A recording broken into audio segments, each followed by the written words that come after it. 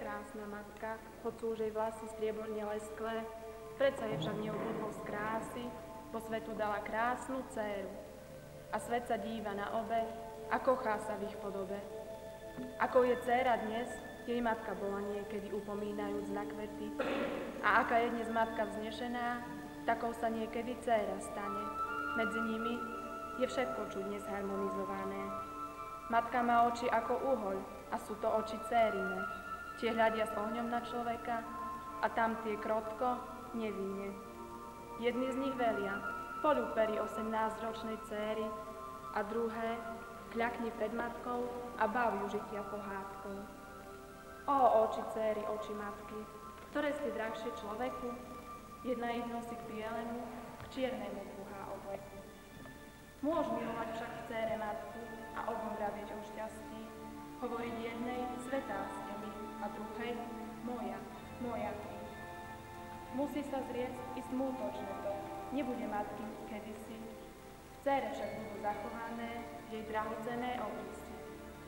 Uteka život ako rieka, z dcery sa stane matka raz a po rokoch sa zopakuje metamorfóza krás.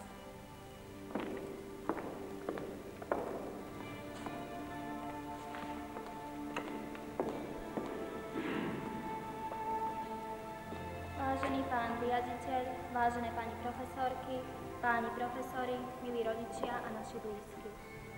V živote človeka sú vzácne dni, ktoré vznikajú pôsobením nálady a slávnostnej atmosféry, ako zlaté ohnívká v reťazi, ktoré spája vzájomné vzťahy ľudí, pevné rodiny, priateľské i spoločenské. Tieto zlaté ohnívká sú tým zjavnejšie a nápadnejšie, čím všednejšie sú dni nášho každodenného života, ktorý nikomu neplynie bez zvyčajných povinností, prác a úloh. Takýmto vzácnym dňom je tento dnešný, keď s rozbúšeným srdcom v prítomnosti svojich drahých a najbližších čakáme na zelenú stužku. Roky plynú tak rýchlo a my tu dnes stojíme na prahu dospelosti. Maturita. Slovo tak známe a tak často opakovateľné. Má jedinečný a neopakovateľný nádych a čaro. Máme pocit, že sme svojskí, úžasní.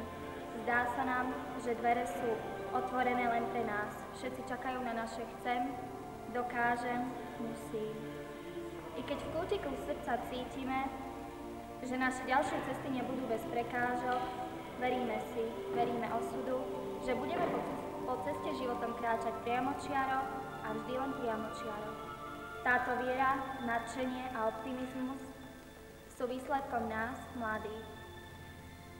Vy, naši páni profesori, dali ste nám na túto cestu všetko, čo ste dokázali vo svojej odbornosti a životných skúsenostiach. Ďakujeme vám. Keď raz naše budúce osudy budete sledovať z diaľky, veríme, že nám želáte len to najlepšie, že nám budete držať prsty a my sľubujeme, že vás nesklameme.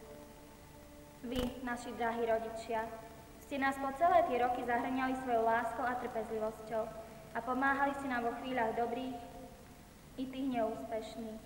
Stojíme tu pred vami, vyzeráme dospelo, snažíme sa správať ako dospelí, ale tak veľmi vás ešte dlho budeme potrebovať. Buďte nám naďalej oporou, stojte pri nás, pomôžte radou po naučení, verte v nás, aj keď sa ešte mnoho raz pomýlime. Patrí vám náš vďak, láska a úcta. Milí spolužiaci, zelená stužka nádeje, ktorú dostaneme z rúk pána riaditeľa, nech nás zavezuje k čoraz lepším výsledkom v škole, ale aj k dobrým vzťahom k spolužiakom a priateľom. Nesmieme zabudnúť na zodpovednosť, tolerantnosť a obetavosť. Nech všetky ďalšie spoločné dni a mesiace budú tak plné vzájomnej spolupatričnosti, ako tento dnešný slávnostný. Vážený pán riaditeľ, vážená pani profesorka Tyrna, dovolte, aby sme vás dekorovali a tak pripravili na slávnostný akt odovzdávania služieb.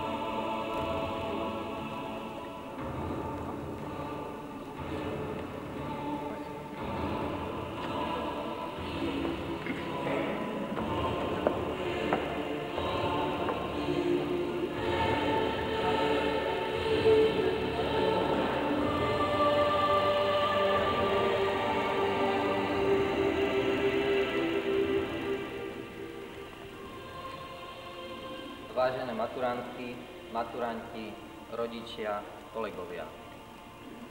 Dôležité chvíle v živote, na ktoré sa dlho pripravujeme a ktoré netrpezlivo očakávame, sa veľmi rýchle míňajú. Zdá sa nám, že ubiehajú neúmerne rýchle k ich prípravám a i dnešné stretnutie rodičov, pedagogických pracovníkov a žiakov k takýmto udalostiam patrí. Pripomíname si, že títo pred nami stojaci žiaci, vaše deti, dospeli k životnému predelu, ktorý sa nazýva skúška dospelosti. Rodičia a my, pedagógovia, myslíme na rýchly tok času, na to, že len nedávno sme tieto deti prijímali na školu, aby sme ich pripravili pre život a už sa blíži záver štúdia. V závere pri maturitných skúškach preukážu, dúfame, že k našej radosti vedomosti, ktoré sme im odovzdali. Na čo v tejto chvíli myslíte vy, milí žiaci? Dúfam, že sa predovšetkým tešíte na život a na to, že ste sa dopracovali k skúške dospelosti. Zelené maturitné skúšky, ktoré dnes dostanete, sú malými plamienkami nádeje, že skúšku, pre ktorú stojíte, úspešne zvládnete a že vás pri voľbe otázky neopustí ten kúsok šťastia, ktorý je potrebný na každom ľudskom kroku. Zelené šerpy, ktorými ste dekorovali nás, predstaviteľov pedagogického zboru, znamenajú našu nádej, že sme vás dobre pripravili do života a že naša snaha nebola márna. Chcem pripomenúť, že i dnešná príprava tejto slávnosti je náročná na organizáciu, vynaliezavosť a vyžaduje veľkú dávku tolerancie od žiakov a rodičov, no skutočnosť, že sme teraz všetci spolu tu, v tejto slávnostnej a dojímavej atmosfére, svedčí o tom, že máte i dobré organizačné schopnosti, že sa viete zachovať rozumne a dospelo. Všetci vieme, že vaša trieda po celý čas, čo ste na škole, patrí k prospechu a správaní medzi dobré triedy. Zelené maturitné stužky nie sú len vašimi plamienkami nádej, ale sú aj prvým svetlom v budúcnosti tejto školy. Pretože vy budete za chvíľku prvými absolventmi Hotelovej akadémie v Spišskej Novej Vsi. Vy ste pred necelými 5 rokmi prvý zasadli do lavíc tejto školy. Vy prvý budete šíriť meno tejto školy a verím, že ten plamienok zblkne. Neviem, koľký z nás si uvedomujú v tejto hektickej a komplikovanej dobe tento prerod školy. Asi nemnoho. Práve tá komplikovanosť bytia, stále silnejúci pluk informácií o svete, v lokálnom i globálnom chápaní, ako by mnohých z nás veľmi pohľcovali. Ako si nie dosť síl spoľahlivo vnímať zložitosť prítomnosti neustály pohyb života v zložitých otázkach vzťahu človeka a spoločnosti. Ale aj vy ste súčasťou tohto pohybu a maturitnou skúškou završite čas svojho života, toho príjemnejšieho, hoci si to ešte dnes neuvedomujete, a vstúpite do sveta dospelých. Byť však dospelý neznamená len dosiahnuť určitý vek, ale robiť to, čo je potrebné, a nie práve to, čo sa nám chce. Záverom svojho krátkeho príhovoru vám chcem pripomenúť: nebuďte len školskými dospelými, ale buďte múdri v živote, aby váš život bol úspešný a šťastný. To bude najväčšia odmena pre vašich rodičov, ale i pre nás.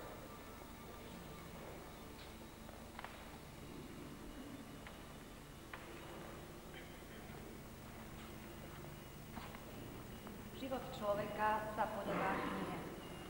Niekto v nej listuje letmo, iný pri čítaní rozmýšľa, pretože vie, že ju môže čítať len raz.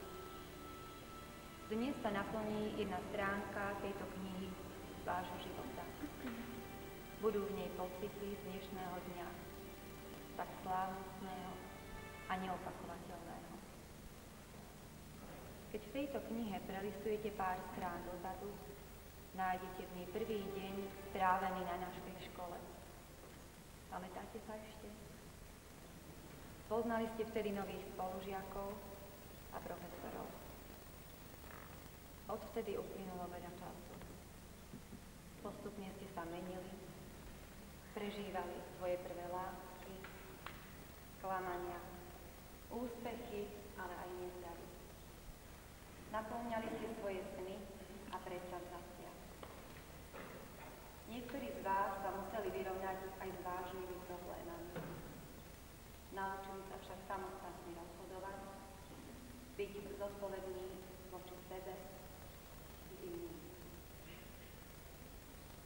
Tak sa pomaly naplňala prvá kapitola knihy vášho života. Ocitli ste sa na križovatke detstva a dospelosti.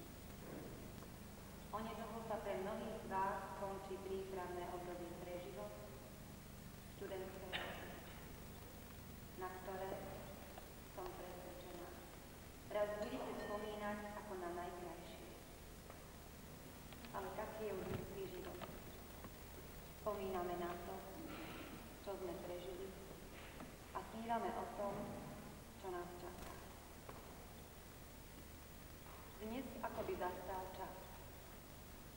Stojíte tu a na vás s dojatím hľadia tí, ktorí nešetrili láskou, silami a časom, keď išlo o vás. Poskytli vám nezabudnutelné zázemie domova, v dňoch všedných i sviatočných. Vaši rodičia. Boli to oni, ktorí vám dali život, prevádzali vás od prvého dňa. Tešili sa z vašich prvých slov a samostatných krokov, odpovedali na 1000 vašich otázok. S vami prežívali prvé úspechy i sklamania. Pri každej písomke v škole vás na diaľku držali za ruku. Pre nich ostanete tým najcennejším pohľadom. Vaše sny sú aj vaše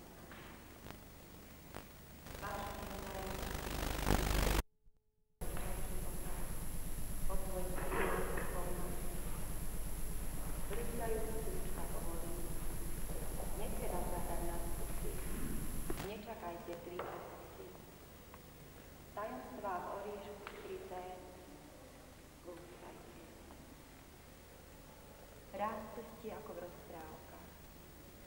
Zakolísania na lávkach čakajú. Prídu aj časy, keď cíti dvojnásobnú zemskú ťaž. Splnia sa klasy. Dozrievaš. Na vašich pozdravoch som si prečítala: nech život sám napíše motto nám. Je na vás, aby vo vašej knihe života bolo čo najviac slnečných dní, spokojnosti lásky a radosti. Uvedomte si, že život je tvrdý zápas. Buďte trpezliví, skromní, ale aj odvážni v tomto zápase. Nevzdávajte sa. Nikdy neviete, čo dokážete, kým to neskúsite. Tak teda choďte a žite. Úspešne kráčajte za svojím životným cieľom. Šťastnú cestu vám.